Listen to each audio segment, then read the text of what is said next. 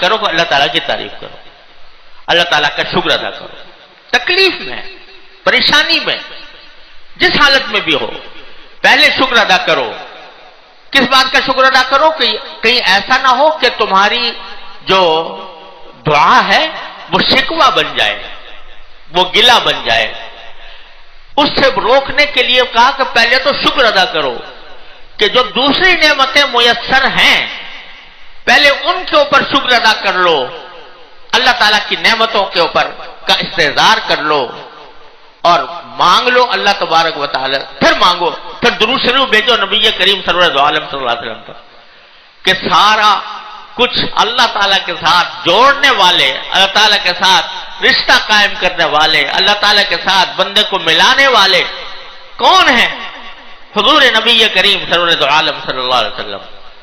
آپ پر درود بھیجو کہ تمہیں دعا بھی انہوں نے سکھائی، تمہیں آتا تھا مانگنا، تم مانگ سکتے تھے، مانگنے کا طریقہ بھی آپ نے سکھایا، مانگنا بھی آپ نے سکھایا، مانگنے کی ترغیب بھی آپ نے دی اور شکر ادا کرنے کی ترغیب بھی آپ نے دی، لہذا پہلے درود بھیج دو رسول کریم صلی اللہ علیہ وسلم۔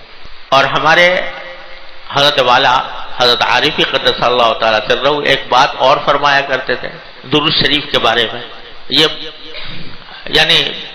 ایک ذوقی بات ہے، اس کو کوئی عقیدے کی طرف لے جانے کی ضرورت نہیں ہے، ذوقی بات ہے۔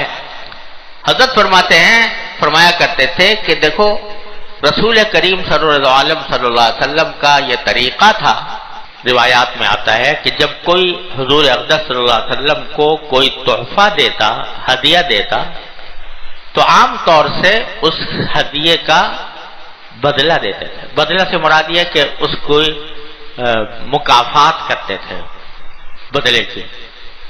کسی نے کوئی ہدیہ پیش کیا، اگر کوئی چیز موجود ہے تو وہ ہدیے کے طور پر اس کو پیش کر دی، اور کچھ نہیں تو اس کے لیے دعا فرما دی۔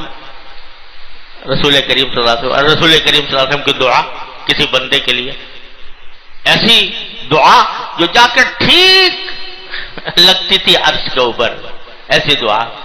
اب ایک حضرت عبداللہ ابن عباس رضی اللہ تعالیٰ عنہ فرماتے ہیں کہ رسول کریم صلی اللہ علیہ وسلم کی میں نے اتنی خدمت کی ایک مرتبہ کہ آپ کے لیے پانی لا کے رکھ دیا وضو کے لیے،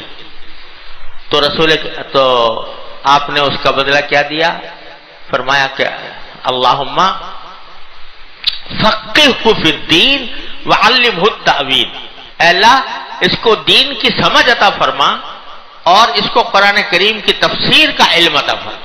تو آج عبداللہ ابن عباس کو امام المفسرین کہا جاتا ہے، چھوٹے بچے تھے اس وقت جب یہ حضور نے دعا دی تھی۔ حضرت انس رضی اللہ تعالیٰ عنہ خدمت کیا کرتے تھے رسول کریم صلی اللہ علیہ وسلم کی، 10 سال خدمت کی، یہ بھی کم سن تھے، تو آپ نے ان کی خدمت کے بدلے دعا دی کہ اللہم بارک لہو فی مالہ و ولدہ، یہ دعا فرمائی کہ اللہ ان کے مال میں بھی برکت عطا فرما اور ان کے اولاد میں بھی برکت عطا فرما۔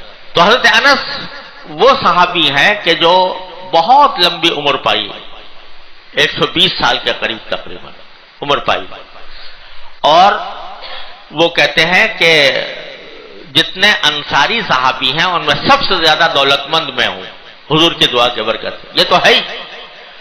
اور کہنے لگے کہ فلاں سال جب حجاج جس دن آیا تھا تو اس دن میری بیٹی، ایک بیٹی نے بتایا امینا نے کہ میرے شاید مجھے یاد ہے 120 اولاد کو میں دفن کر چکا تھا، یعنی 120 اولاد جو ہے وہ مر چکی تھی، اتنی اولاد ہوئی۔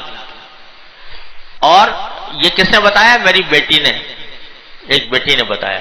تو اتنے 120 ہے یا مجھے ہو سکتا ہے عدد میں کوئی مبالغہ ہو، لیکن تقریباً اتنی ہی بتائی کہ اتنی اولاد مجھے اللہ تعالیٰ نے دی آپ کی اس دعا کی برکت سے کہ میرے مال میں برکت ہو اور میری اولاد میں برکت ہو۔ تو تو رسول کریم سرور دو عالم صلی اللہ علیہ وسلم کی سنت یہ تھی کہ کوئی نہ کوئی بدلہ عطا فرماتے تھے اس شخص کو جو کوئی ہدیہ پیش کرے یا کوئی خدمت کرے رسول کریم صلی اللہ علیہ وسلم کی. تو ہمارے حضرت فرماتے تھے، حضرت عارفی قدس اللہ تعالیٰ سرہ، کہ یہ درود شریف جو ہے یہ بندے کا اور امتی کا ایک ہدیہ ہے جو رسول کریم سرور دو عالم صلی اللہ علیہ وسلم کی خدمت میں پیش کیا جاتا ہے. اور حدیث میں یہ ہے کہ فرشتے یہ درود شریف لے کر جاتے ہیں سرکار دو عالم صلی اللہ علیہ وسلم کی خدمت میں، آپ کی خدمت میں لے جاتے ہیں اور آپ کو پہنچاتے ہیں کہ آپ کے فلاں امتی نے آپ پر درود بھیجا ہے. یہ باقاعدہ لے کر جاتے ہیں فرشتے رسول کریم صلی اللہ علیہ وسلم. تو ہمارے حضرت فرماتے تھے کہ بھائی میرے ذوق کی بات ہے کہ جب عام زندگی کے اندر رسول کریم صلی اللہ علیہ وسلم کا یہ معمول تھا کہ کوئی ہدیہ پیش کرے تو کوئی نہ کوئی بدلہ اس کو عطا فرماتے تھے یا کم از کم دعا فرماتے تھے. تو جب ہمارا درود شریف پہنچے گا سرکار دو عالم صلی اللہ علیہ وسلم کی بارگاہ میں تو ضرور وہ آپ ہدیہ پیش کرتے ہوں گے، اس کا مکافات کرتے ہوں گے. اور مکافات کیا ہے کہ دعا فرماتے ہوں گے کہ اس بندے کی حاجت ہے اللہ آپ پوری فرما دیجئے، دعا فرماتے ہوں گے. لہذا سکھایا یہ کہ اپنی بات بعد میں کہو، اپنی تکلیف اپنی حاجت بعد میں کہو، پہلے اللہ تعالیٰ کا شکر ادا کر لو، الحمدللہ کہہ لو، اللہ تعالیٰ کا شکر ادا کر لو، اور اس کے بعد نبی کریم سرور دو عالم صلی اللہ علیہ وسلم کی خدمت میں درود شریف کا ہدیہ بھیج دو، پھر مانگو. تو شکر سے آغاز کر کے شکر سے شروع کر کے یہ فرما دیا کہ شکر کہیں ایسا نہ ہو کہ میری دعا گلہ بن جائے، شکوہ بن جائے. لہذا پہلے شکر، اے اللہ آپ کا کرم ہے، اتنی نعمتیں مجھے ملی ہوئی ہیں کوئی حد و حساب نہیں ہے، تو اس واسطے پہلے میں شکر ادا کرتا ہوں ان کا، پھر آپ کے نبی پاک صلی اللہ علیہ وسلم پر درود بھیجتا ہوں، پھر اپنی حاجت آپ کے سامنے پیش کرتا ہوں. حاصل کیا ہوا اس کا؟ حاصل یہ کہ اللہ آپ نے بہت کچھ مجھے دے رکھا ہے، اے اللہ مجھے نعمتوں میں آپ نے پالا ہوا ہے اور میرے اوپر نعمتوں کی بارش ہو رہی ہے، لیکن ایک حاجت ہے میری، اے اللہ اس کو پورا فرما دیجیے. یہ ہے بندے کی بندگی کا تقاضا. تو کہیں بھی دعا کو شکوے اور گلے کا انداز نہ بننا چاہیے، بلکہ مجھے سچی بات ہے اپنے اس دوران کبھی کبھی مجھے ڈر لگا کہ جب یہ میں نے پچھلے جمعہ کو آپ حضرات سے عرض کیا تھا کہ میں دعا کرتا ہوں آپ بھی دعا کریں کہ اللہ تعالیٰ مجھے سجدے سے محروم نہ فرمائے. تو یہ کسی ہمارے ساتھی نے طالب علم نے سن لی ہے بات، اس نے کچھ شعر کہہ دیے اور وہ شعر کہہ کے شعر بڑے اچھے کہے ہوئے تھے انہوں نے، کچھ پر اس پر میں نے بھی اضافہ کر دیا.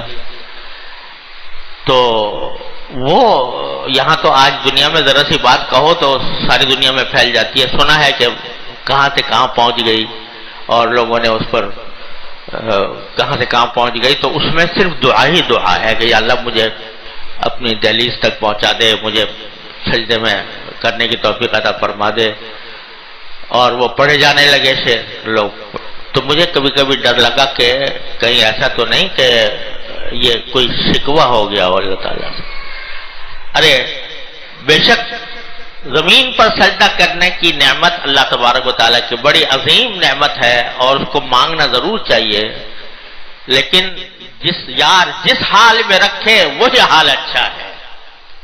نہ تو ہے ہجر ہی اچھا نہ وصال اچھا ہے، یار جس حال میں رکھے وہی حال اچھا. مولانا رومی رحمت اللہ علیہ فرماتے ہیں کہ چونکہ بر میخت ببندت بستباش، چونکہ بر میخت ببندت بستباش، چون کشایت چابو کو بردستباش. کہ اگر اللہ تعالیٰ تمہیں کسی وقت میخ سے یعنی کیل سے گاڑ دے اور باندھ کر بٹھا دے تو بندے پڑے رہو، یہی اس کی مرضی ہے، یہی اس کا فیصلہ ہے، تو بندے پڑے رہو. اور چوں کشاید چابکوں پر جستباش، جب وہ کھول دے تو پھر تیز رفتاری سے کام کرو. تو تمہاری تجویز کیا ہے؟ تم کیا ہو؟ تمہاری تجویز کیا ہے؟ بات یہ ہے کہ فیصلہ انہی کا ہے اور اسی پر راضی رہنا چاہیے، اسی پر خوش رہنا چاہیے.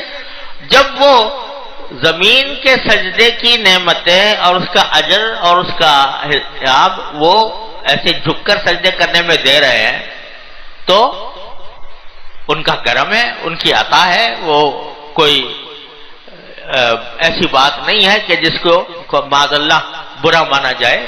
تو وہ تو ان کا فیصلہ. تو کیا کرو کہ راضی بقضا رہو، اللہ تعالیٰ کی تقدیر پر راضی رہو. چونکہ بر میں خط ببندد بستباش، چوں کشاید چابکو بر جستباش. تو اللہ تبارک و تعالیٰ چاہ رہے ہیں کہ تم ابھی بندھے پڑے رہو، تو رہو بندھے پڑے ہوئے. کیا ہے؟ اسی میں ان کی رضا ہے، اسی میں ان کی خوشی ہے، تو اسی میں تمہاری خوشی ہونی چاہیے. حضرت ذوالنون مصری رحمۃ اللہ علیہ بڑے درجے کے اولیاء اللہ میں سے ہیں. ان سے کسی نے پوچھا کہ حضرت کیسے مزاج ہیں، کیا حال ہے؟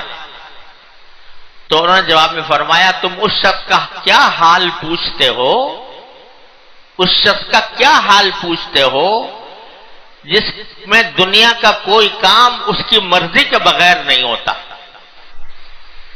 اپنے بارے میں فرمایا کہ دنیا میں جتنے کام ہو رہے ہیں میری مرضی کے خلاف کوئی کام نہیں ہوتا، سب کام میری مرضی سے ہوتا.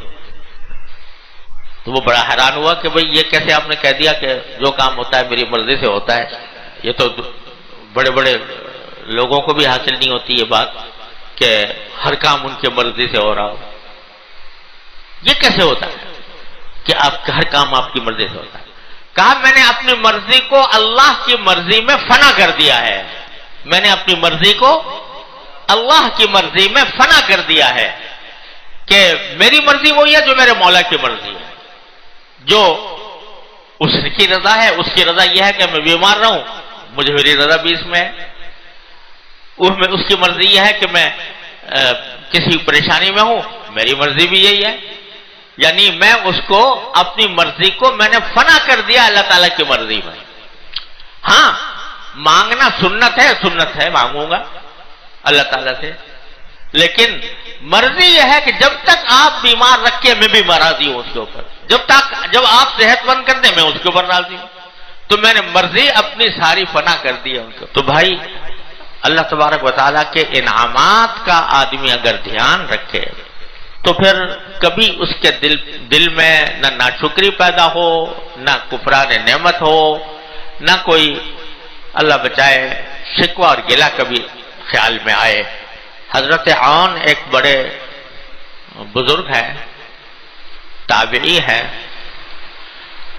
تو وہ ایک حدیث آتی ہے جس میں رسول کریم صلی اللہ علیہ وسلم نے فرمایا، یاد رکھنے کی اور عمل کرنے کی حدیث ہے. رسول کریم صلی اللہ علیہ وسلم نے ارشاد فرمایا کہ دین کے معاملے میں ہمیشہ اپنے سے اوپر کو دیکھو. دین کے معاملے میں اپنے سے اوپر کو، جو تم سے زیادہ دین پر عمل کر رہا ہے، جو زیادہ عبادت گزار ہے، جو اللہ تعالیٰ کے ساتھ زیادہ تعلق رکھتا ہے، اللہ تعالیٰ کے احکام پر زیادہ عمل کرتا ہے، اس کو دیکھا کرو. اس کو دیکھو گے تو دل میں رغبت اور ترغیب پیدا ہوگی کہ ہم بھی اس جیسے ہو جائیں، ہم بھی اس جیسے ہو جائیں، اس کے قریب پہنچ جائیں. تو دین کے معاملے میں اپنے سے اوپر کے لوگوں کو دیکھو، بڑے بڑے بزرگوں کو دیکھو، بڑے بڑے اولیاء کو دیکھو، وہ کس طرح زندگی گزار رہے ہیں. تو آدمی کو کبھی عجب پیدا نہیں ہوگا. یعنی کبھی دل میں یہ نہیں آئے گا کہ میں بہت اچھا ہوں، ارے بھائی جب وہ نظر آ رہے ہیں تو کون سا.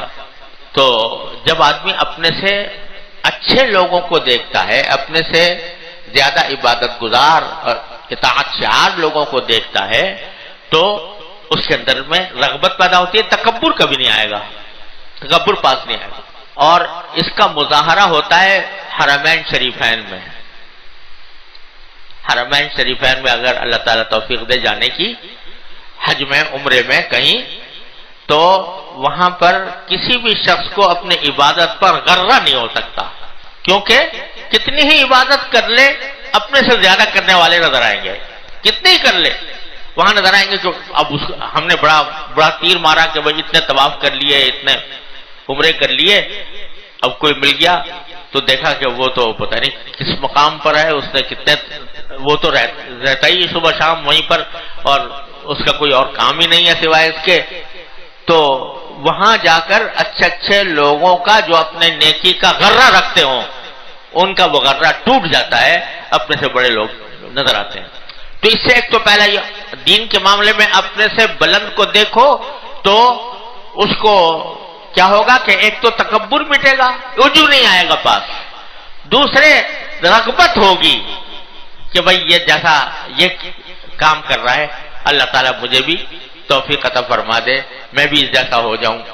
تو اس میں رغبت ہوگی نیکیوں کی، آگے بڑھنے کی. اسی لیے کہا گیا کہ اچھی صحبت میں رہو، اچھی صحبت اختیار کرو.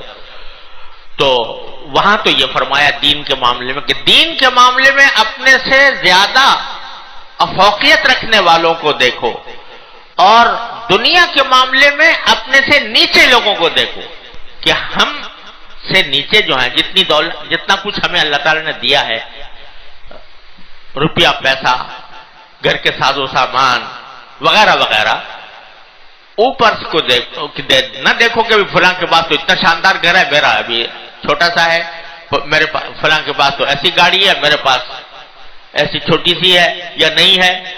اور تو اگر یہ کرو گے تو زندگی بھر ناشکری میں بھی رہو گے، تکلیف میں بھی رہو گے. اب یہ اللہ بچائے جب مال کی دوڑ شروع ہوتی ہے کہ میں فلاں کی طرف پہنچ جاؤں، جب فلاں تک پہنچ جاتا ہے اس سے اوپر نظر آتا ہے وہاں تک پہنچ جاؤں. حضور اقدس صلی اللہ علیہ وسلم فرماتے ہیں کہ اگر ابن آدم کو 2 وادیاں بھی سونے سے بری ہوئی مل جائیں تو وہ کہے گا تیسری وادی اور مجھے مل جائے. اور بڑا خوبصورت جملہ فرمایا کہ ابن آدم کا پیٹ سوائے مٹی کے کوئی اور چیز نہیں بھر سکتی، پیٹ نہیں بھرتا اس کا. پھر جب اللہ بچائے یہ منافست ہو جاتی ہے تو پھر پیٹ کسی چیز سے نہیں بھرتا، آخر میں قبر کی مٹی ہی پیٹ بھرتی ہے، کوئی اور چیز بھر نہیں سکتی. تو دنیا کے معاملے میں اگر اوپر والوں کو دیکھو گے کہ وہ کتنے دولت مند ہیں اور اس جیسا بننے کی کوشش کرو گے، ساری زندگی مصیبت میں رہو گے، ساری زندگی پریشانی میں رہو گے، ناشکری میں رہو گے. اپنے سے نیچے والوں کو دیکھو کس حالت میں لوگ زندگی گزار رہے ہیں اور کس حالت میں لوگ بھوک پیاس میں ہیں، فقر و فاقے میں ہیں، چیتھڑے کپڑے پہنے ہوئے ہیں. ان کی طرف دیکھو تو نظر آئے گا کہ اللہ تعالیٰ نے مجھے تو ان سے بہتر زندگی عطا فرما رکھی ہے.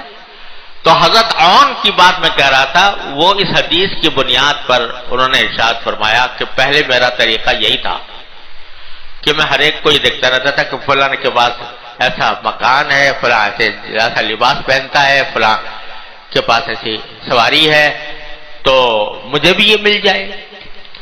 تو دوڑ دوڑ کے تھک گیا کہ بھائی اب ویسا ہو جاؤں، اب ویسا ہو جاؤں، ویسا ہو جاؤں.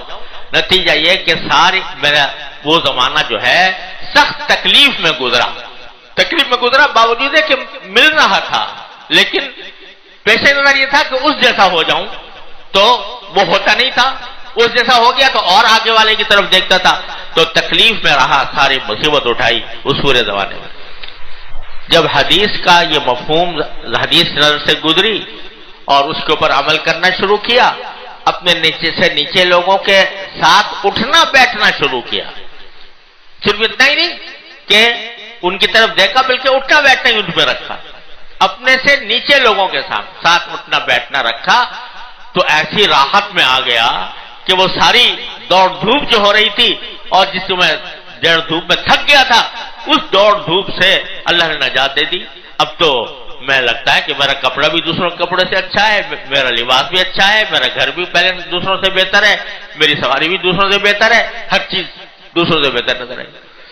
تو اگر وہ اس چکر میں پڑ گئے کہ وہاں چلا جاؤں، اس سے آگے بڑھ جاؤں، اس سے آگے بڑھ جاؤں، تو قبر کی مٹی تک تمہارا پیٹ کچھ بڑھ نہیں سکے گا. کوئی چیز نہیں بڑھ سکے گی. الہاکم التکاثر حتی زرتم المقابر. اس ایک دوسرے سے آگے بڑھنے کی ریس نے تمہیں غافل کر دیا ہے، اللہ تعالیٰ کی یاد سے غافل کر دیا ہے، اللہ تبارک و تعالیٰ کے شکر سے غافل کر دیا ہے، یہاں تک کہ اسی بے چینی میں تم قبرستانوں تک موجود. ارے دیکھنے میں جو لوگ بڑے بڑے دولت مند نظر آتے ہیں نا، لوگ دیکھ کے اس کو رش کرتے ہیں. بھئی ایسی شاندار گاڑیوں میں پھرتا ہے، اتنی شاندار بنگلہ بنایا ہوا ہے، اس میں شاندار لان لگے ہوئے ہیں، اس میں فرنیچر ایسا ہے. جب ان کو دیکھو تو دماغ میں بسا اوقات ایک خیال پیدا ہونے لگتا ہے جو قرآن نے کہا یا لیت لنا مثل ما اوتی قارون انہ لذو حظ عظیم، کہ کاش مجھے بھی یہ مل جاتا جیسا قارون کو دولت ملی ہے، خزانے ملے ہیں، ایسے مجھے بھی مل جاتے، وہ تو بڑا خوش قسمت ہے. تو آدمی جو ہے وہ یہ جب دوسروں کو دیکھ کر یہ سمجھتا ہے کہ یہ بہت، آج بھی لوگ ان کے اوپر رشک کرتے ہیں بعض اوقات کہ بھئی یہ بڑے دولت مند ہیں، لیکن ان کی اندرونی زندگی میں جھانک کر دیکھو تو دولت کے باوجود اگر دولت کے ساتھ دین نہیں ہے، اگر دولت کے ساتھ اللہ کی یاد نہیں ہے، اللہ کا ذکر نہیں ہے، آخرت کی فکر نہیں ہے، تو وہ دولت ہی ان کے لیے عذاب بن جاتی ہے. میں نے زندگی اس طرح گزاری ہے، اللہ تبارک و تعالیٰ نے دنیا کے ہر قسم کے طبقے خیال، ہر قسم کے لوگوں کے ساتھ ملنا اور ان کے حالات سے واقفیت اللہ تعالیٰ نے عطا فرمائی. تو جو بڑے بڑے دولت مند تھے، میں جانتا ہوں کہ لوگ دیکھ کے واقعی رش کرتے، لیکن جب آ کر انہوں نے اپنی اندرونی کہانی سنائی تو معلوم ہوا کہ ان کا دل اور جگر مصیبتوں سے چھلنی ہے. کن کن مصیبتوں میں گرفتار ہے، کیا کیا پریشانیاں درپیش ہیں. تو دولت کس کام کی؟ دولت اس لیے ہوتی ہے کہ آدمی اس سے راحت حاصل کرے، اور اگر دولت ایسی ہو کہ اسے راحت نہ ملے، کس کام کی وہ دولت؟ قبر میں لے کے جائے گا، آخرت میں کوئی کام دے گی وہ دولت جو انسان کو راحت نہ بخش سکے. آج لوگ بڑے فخر سے کہتے ہیں بھئی ہمارا بیٹا جو ہے وہ امریکہ میں بڑے شاندار اس کے اوپر جاب پر ہے، بڑے شاندار، وہ فلاں جو ہے وہ جاپان میں ہے، وہ بہت کام، اس کو بہت دولت مل رہی ہے. ایک بڑے دولت مند تھے، تو ان سے ایک مرتبہ پوچھا گیا کہ بھئی آپ کے اولاد کتنی ہے؟ انہوں نے کہا جی اللہ کا شکر ہے بڑے اولاد اللہ نے دی ہے. بھئی کہاں ہے؟ کہ ایک فلاں ملک میں ہے، ایک فلاں ملک میں ہے، ایک فلاں ملک میں ہے، وہ آج خوب ماشاءاللہ خوب کھا کما رہے ہیں. بھئی ملاقات ہوتی ہے کبھی؟ کیا سال میں ایک آدھ مرتبہ آ جاتے ہیں. حضرت والد صاحب متعلق کی بات بتا رہا ہوں. حضرت والد صاحب نے فرمایا کہ بھائی یہ دولت جو ہے وہ کس کام کی جو اپنے اولاد کو اپنے اولاد سے اپنی آنکھیں ٹھنڈی کرنے نہ دے. اولاد سامنے موجود ہو اور اس سے آنکھیں ٹھنڈی ہوں، یہ ہے فائدہ. اور روپیہ وہ کما رہا ہے لیکن آنکھوں سے دور ہے، تو کیا فائدہ اس دولت کا؟ قرآن کریم فرماتا ہے ایک کافر کے بارے میں، اللہ تعالیٰ نے اس کے جو نعمتیں دی تھیں تو اس کا ذکر کرتے ہوئے کیا فرمایا کہ وَجَعَلْتُ لَهُ مَالًا مَمْدُودًا وَبَنِينَ شُهُودًا، میں نے اس کو نعمت ایسی دی تھی کہ مال بھی بہت دیا تھا اور اولاد دی تھی جو سامنے موجود تھی. اولاد ہونا ایک نعمت اور سامنے نظروں کے سامنے ہونا دوسری نعمت، یہ دی ہوئی تھی. تو اب دیکھو آج کل جو لوگ اپنے اولاد کو باہر بیچتے ہیں اور ان کے اوپر فخر کرتے ہیں، وہ دولت کما رہی ہے تو اس سے خوشی حاصل کرتے ہیں. تو بے شک دولت تو آ گئی، لیکن اولاد کے سامنے موجود ہونے کی جو نعمت ہے اس سے محروم ہو گئے. اور اس سے بڑھ کر یہ کہ جب ان کی اولاد ہوگی ان ملکوں کے اندر، وہ کہاں جائے گی، وہ کس حالت میں ہوگی؟ وہ مسلمان ہوگی یا اللہ بچائے اسلام سے دور ہوگی. تو اللہ تبارک و تعالیٰ کی یہ نعمتیں ہیں، بے شک لیکن وہ دین کے ساتھ ہوں تو بڑی نعمت. نعم المال الصالح للعبد الصالح.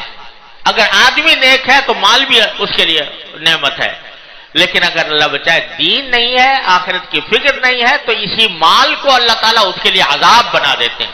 انما یرید اللہ لیعذبہم بہا فی الحیات الدنیا. اللہ تعالیٰ اسی کو عذاب بنا دیتے ہیں. لہذا اپنے سے اوپر کو مت دیکھو، اپنے سے نیچے والے آدمی کو دیکھو. اس کو دیکھ کر تمہارے دل میں شکر پیدا ہوگا. اے اللہ، آپ نے اپنی نعمت دی ہے، کتنے اس سے محروم ہیں، آپ نے مجھے عطا فرمائی ہے. تو یہ ہے سیدھا پڑھنا واقعات کا. اور الٹا پڑھنا یہ کہ اس کو اتنا ملا ہوا، میں ابھی تک یہی ہوں، یہ الٹا ہے. اس الٹے کو الٹا نہ پڑھو، سیدھا پڑھو.